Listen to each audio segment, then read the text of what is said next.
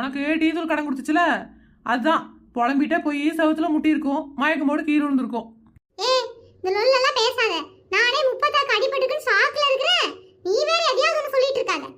ஏய், இங்க நின்னு பேச விட, வாங்கடி போய் என்னாச்சுன்னு பாப்போம். முப்பாத்தா, முப்பாத்தா, எடி பண்ற, எங்கடி இருக்க?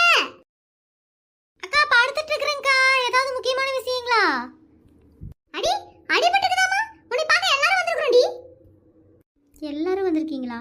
அட பாவி மனுஷா, போய் ஊரை கூட்டி ஒப்பாரி வச்சுட்டு போயிட்டியா? இனி இவங்க கேட்குற கேள்விக்கு என்னால் பதிலே சொல்ல முடியாதே. அக்கா, என்னங்கக்கா, என்னால் முடியலக்கா எந்திரிச்சு வர. ஏங்க, என்னாச்சுங்க? ஏம்ல, ஒண்ணும் ஒண்ணா பழகிட்டு இப்படி அடிபட்டு வந்திருக்கிற என்கிட்ட ஒத்த வார்த்தை சொல்ல மாட்டியா? ஏங்க குஷ்பாக்கா, அந்த அக்காவே அடிபட்டுட்டு வாயெல்லாம் கோணி போய் உட்காந்துட்டு இருக்குது, உங்ககிட்ட சொல்லுமாக்கும்?